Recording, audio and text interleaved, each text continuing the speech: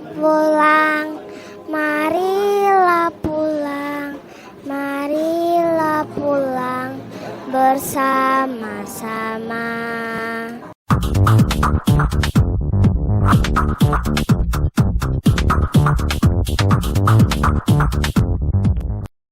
Film Tulah 613 menjadi debut rumah produksi Harsh Production.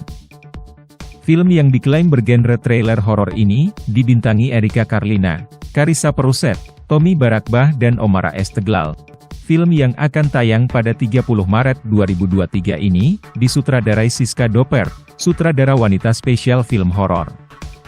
Kisah film yang diadaptasi dari cerita rakyat tentang sosok kakek gowes ini ditulis oleh Vidya Aristia.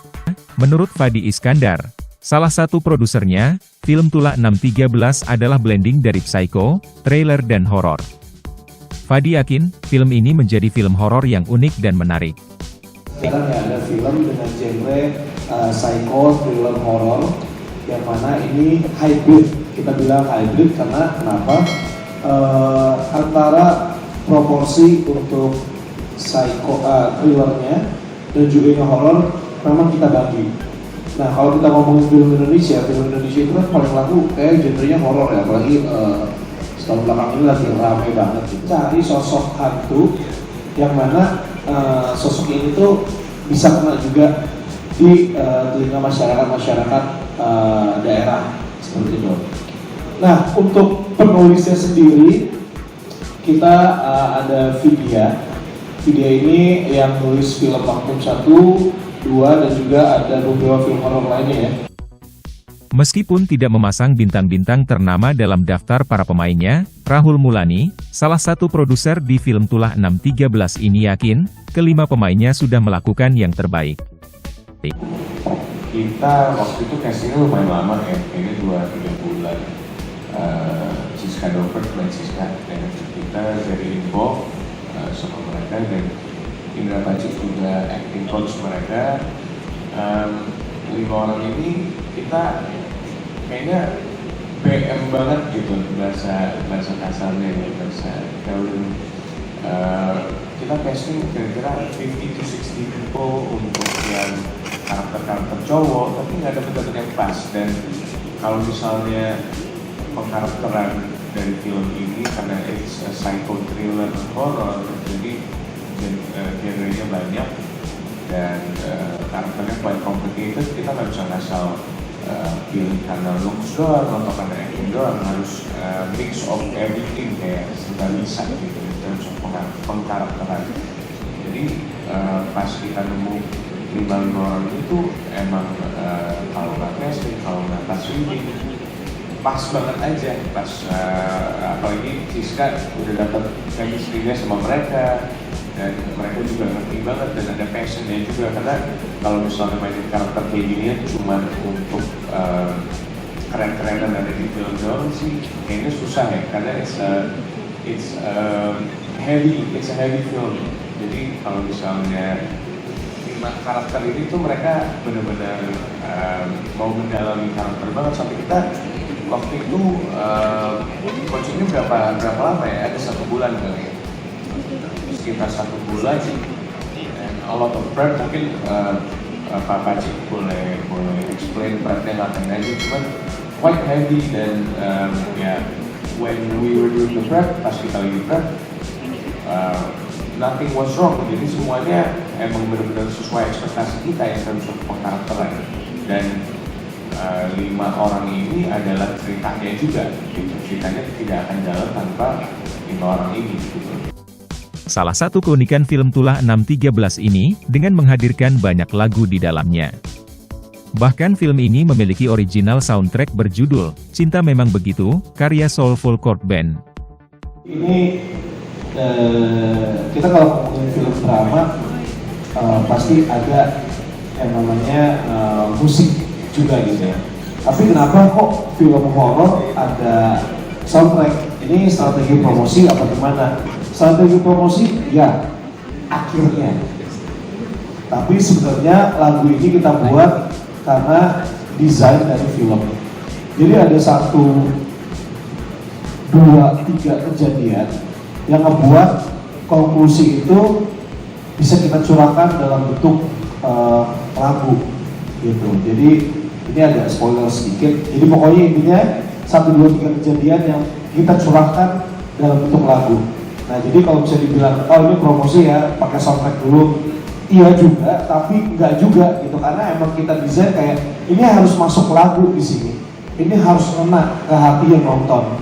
Nah kebetulan yang buat lagunya sendiri ini itu adalah yang nulis lirik ya, itu penulisnya langsung Vidya. Dan aku kemarin minta tolong sama abang aku, yaitu Emil Kabias yang punya band yaitu Soulful Corp.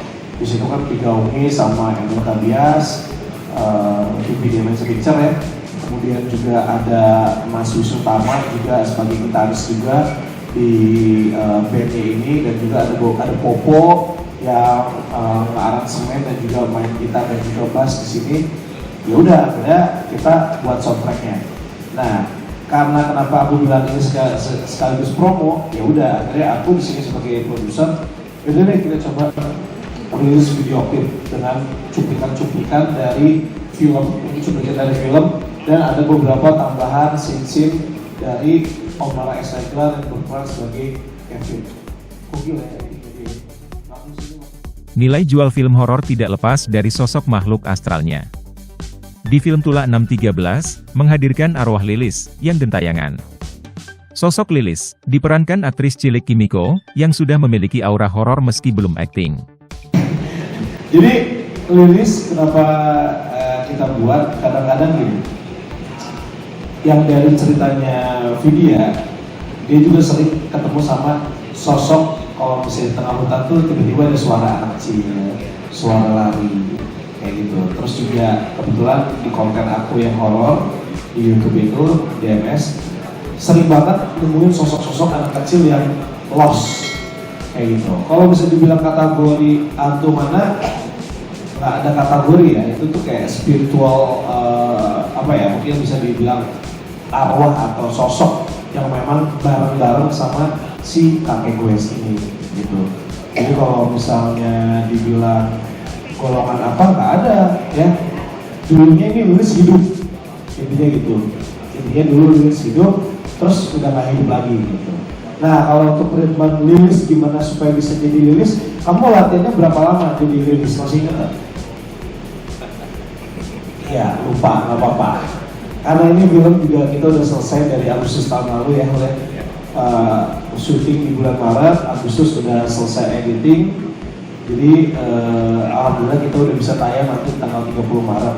Nah kalau misalnya bagaimana Catherine biar bisa jadi Lilis, itulah kemampuannya dari Ciska Dopert dan juga Mas Indra Pacik yang latihan juga kan sama Mas Indra. Mungkin Mas Indra bisa bantuin saya gimana cara ngebuat Kimiko jadi Lilis gitu. Oke. Kimiko jadi Lilis. Ini spesial nih, si Kimiko kalau gue bilang ya, ini spesial banget.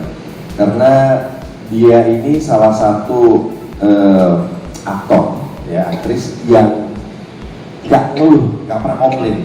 Di set gak pernah komplain, sama sekali gak pernah komplain.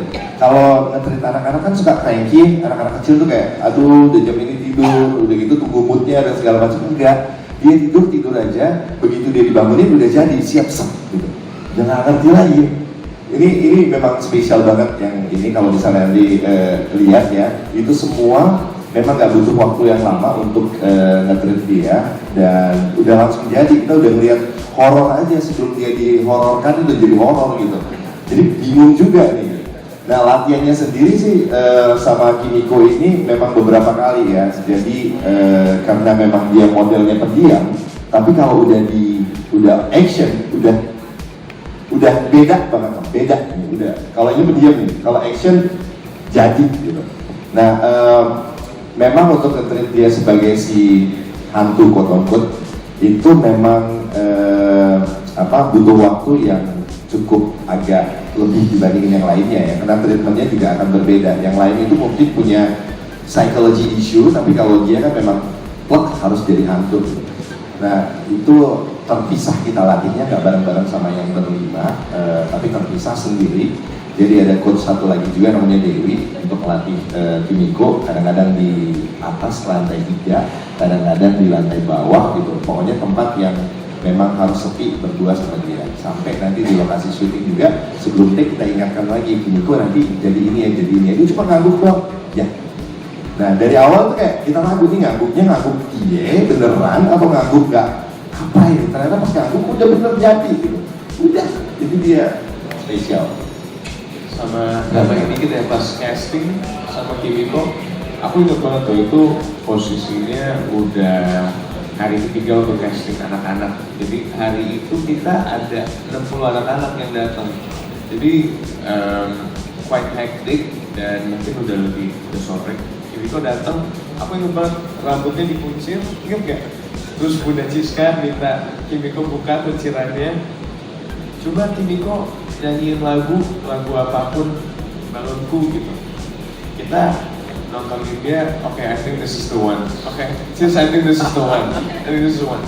And then we auditioned 30 other kids just to make sure. And we were like, why? Udah, let's not waste time, let's lock her right now. Lihatnya cara pandangnya dia. Yeah. Dan lucunya, Kimiko was the smallest one.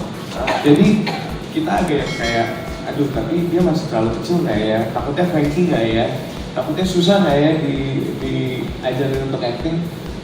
Malah paling gampang. So that was a nice surprise. Iya itu sih, waktu pas nanti Kimiko pertama kali pas casting, oke, ini sih, Lulus, udah langsung gitu kayak, yaudah deh kita langsung bukan casting lagi, nggak usah bikin capek yang casting datang lagi, dan ini langsung kita walk aja begitu. Jadi hari ketiga ya kita dapat dulu ya. Hari ketiga. Dari planning 1 minggu untuk open casting, 10 hari, total 10 hari casting, gitu.